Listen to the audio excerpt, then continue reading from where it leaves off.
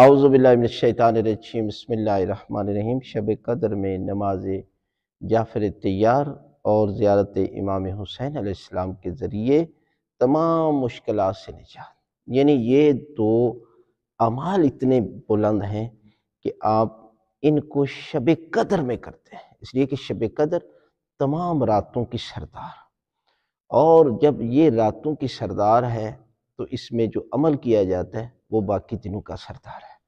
نماز جعفر طیار کی بڑی فضیلت ہے، اس لیے کہ تمام مشکلات سے نکلنے کا اس میں راستہ بھی ہے، اور پروردگار اس نماز کے صدقے گناہ معاف کر دیتا ہے، اور زیارت امام حسین علیہ السلام اس شب کی اہم ترین عمل ہے کہ جو بندہ اس رات یہ عمل کرتا ہے تو خداوند عالم اس کے گناہ معاف کر دیتا ہے۔ آپ نماز جعفر طیار کے دو طریقے ہیں، ایک تھوڑا سا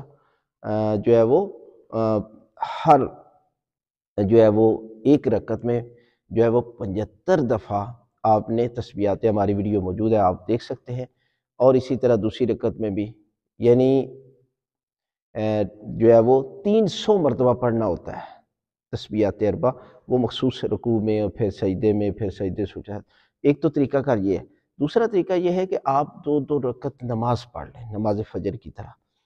پھر 2 رکعت نماز پڑھ لیں، 4 رکعت نماز ہو جائے گی، پھر اس کے بعد 300 مرتبہ تسبیحات اربع کا ذکر کر لیں، سبحان اللہ